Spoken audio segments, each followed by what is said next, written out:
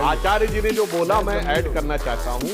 कौन्तेय कहा गया और कर्ण को राधेय कहा गया, भगवान कृष्ण को देवकी नंदन यशोदा नंदन कहा गया, भगवान राम को कौशल्या नंदन कहा गया, लक्ष्मण को सुमित्रा नंदन कहा गया। पर आचार्य जी अगर उस पर अन्यथा न लें, राहुल गांधी जी को एंटोनियो नंदन कह दिया जाए तो कैसा लगेगा, या एंटोनियो कह दिया जाए तो कैसा लगेगा। जानते क्या होता है अमन जी, ये सुविधा अनुसार जब इंदिरा जी का विषय आए तो पिता का महत्वपूर्ण हो जाता है, पति का नहीं, कोई बात नहीं। जब राजीव गांधी जी का आए तो फिर वंश परंपरा मां से हो जाती है, पिता से नहीं। और जब राहुल गांधी जी का विषय आए तो पिता से हो जाता है, मां से नहीं। तो बिल्कुल सुविधा के अनुसार धर्म और विरासत की व्याख्या चलती रहती है। जब जैसी राजनीतिक सुविधा हो तदनुसार माता या पिता दोनों की तरफ का दे दिया जाता है, एक जगह स्थिर नहीं रहते। ब्रिटिश सेना में 90% हिंदू सैनिक थे। वो क्या थे? वो राष्ट्र के साथ थे, राष्ट्र के विरुद्ध थे। जलियांवाला बाग में गोली चलाने वाले में भी लगभग सारे भारतीय सैनिक ही थे, भारतीय सिपाही थे। इसलिए हिंदू होने पे देखिए क्या है अमन जी, आचार्य जी है धर्माचार्य, आप उनसे हिंदू धर्म की ये उनका वक्तव्य पूछकर उनको धर्म संकट में मत जाइए। उस धर्म संकट का निवारण मैं करता हूं। अरे आचार्य जी ने तो बोला है ए.के. एंटोनी तो हिंदू नहीं है। उन्होंने अपनी रिपोर्ट में लिखा है कि एंटी हिंदू इमेज कांग्रेस की बन गई क्योंकि वह सदैव सदैव इनके खिलाफ रहे। अब मैं कहना चाहता हूं, आचार्य जी ने कहा कुछ नेता, जानते क्या है वो कुछ नेता जो है ना, वो कांग्रेस का सब कुछ डुबोने के लिए तैयार है। आपने अगला प्रश्न किया था अमन जी, क्या राहुल गांधी उसमें शामिल हैं? इतना मैं कह सकता हूं, आजकल जैसे वक्तव्य राहुल गांधी के दिखाई पड़ रहे हैं, क्योंकि मैं ये दावा नहीं करता मुझे कांग्रेस के अंदर सब कुछ पता है, जैसे कांग्रेस के लोग दावा करने लगते हैं। कांग्रेस के जितने इनके राहुल के सलाहकार हैं वो जरूर उसमें शामिल हो गए।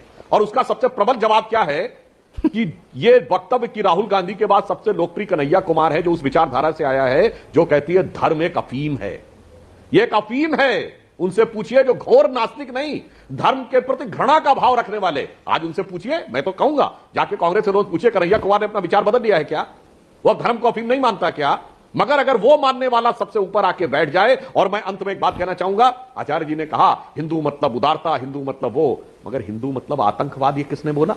भगवा आतंकवाद फ्लोर ऑफ द हाउस पे बोला है चिदंबरम साहब ने।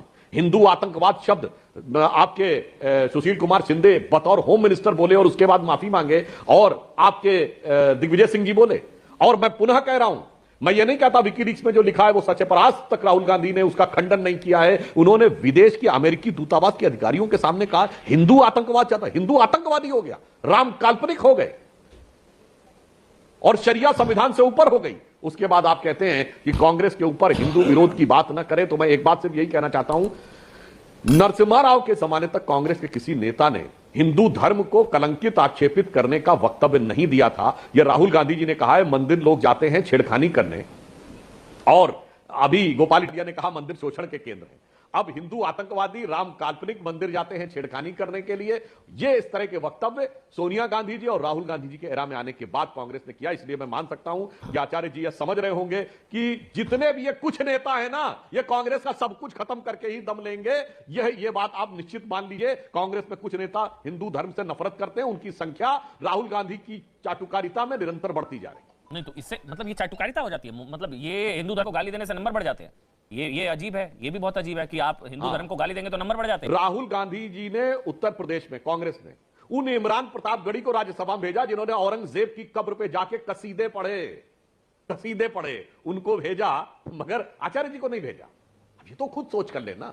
गुलाम नबी आजाद को नहीं भेजा, छोड़िए, वो तो बहुत सीनियर नेता थे कि अगर उनको उसी समुदाय से भेजना था, उनको नहीं भेजेंगे, और बड़े बड़ों को नहीं भेजेंगे। मगर धर्म को अफीम कहने वाला, हिंदू धर्म के खिलाफ बोलने वाला कन्हैया कुमार नंबर 2 का नेता हो गया पॉपुलर, और औरंगजेब की कब्र पे कसीदे पढ़ने वाला राज्यसभा में जाने के लायक। हिंदू आतंकवाद शब्द के लिए आज तक माफी नहीं, जिसमें धेले भर का कुछ प्रूव नहीं कर पाए। राम को काल्पनिक कहने के लिए आज तक माफी नहीं।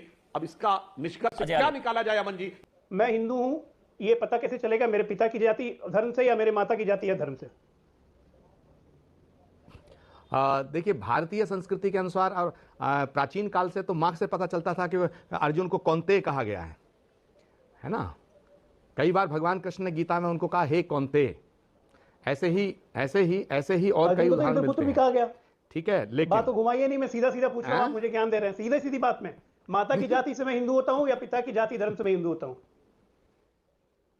आप दोनों से अर्जुन को तो इंद्रपुत्र भी कहा गया। हाँ तो ठीक है, दोनों से भारत किससे होता है, ये देखिए, बताइए। ऐसा है, मैंने कहा दोनों मैं से। बता रहा हूँ, क्योंकि हिंदुत्व जितना को माँ- क्यों और सुनिए, हिंदू सुनिए, को सुनिए, क्यों गाली माँ दी जाती है, के तो कहा नाम गया से था। वंश चलता है, लेकिन माँ के नाम से भी चलता है। और आज वर्तमान परिस्थितियां तो ऐसी हैं कि माँ का नाम लिखा भी जाता है। बस बस पिता के नाम से वंश सुधांशु चलता जी, है। आचार्य जी ने जो बोला मैं ऐड करना चाहता हूं। कौन्तेय कहा गया और कर्ण को राधेय कहा गया, भगवान कृष्ण को देवकी नंदन यशोदा नंदन कहा गया, भगवान राम को कौशल्या नंदन कहा गया, लक्ष्मण को सुमित्रा नंदन कहा गया। पर आचार्य जी अगर उस पर अन्यथा न लें, राहुल गांधी जी को एंटोनियो नंदन कह दिया जाए तो कैसा लगेगा, या एंटोनियो कह दिया जाए तो कैसा लगेगा? जानते क्या होता है अमन जी, ये सुविधा अनुसार है। जब इंदिरा जी का विषय आए तो पिता का महत्वपूर्ण हो जाता है, पति का नहीं, कोई बात नहीं। जब राजीव गांधी जी का आए तो फिर वंश परंपरा मां से हो जाती है, पिता से नहीं। और जब राहुल गांधी जी का विषय आए तो पिता से हो जाता है, मां से नहीं। तो बिल्कुल सुविधा के अनुसार धर्म और विरासत की व्याख्या चलती रहती है। जब जैसी राजनीतिक सुविधा हो तदनुसार माता या पिता दोनों की तरफ का दे दिया जाता है, एक जगह स्थिर नहीं रहते हैं। ये बहुत बड़ी समस्या है। लेकिन इसीलिए धर्म 3-4 सुविधा का- पीढ़ियों में 3 बार जिग जैग होते हुए चले जाते हैं। बस ये उत्तर इनका पर्याप्त है कि राजनीतिक सुविधा यह तय करती है कि आप किस परंपरा के प्रतिनिधि हैं।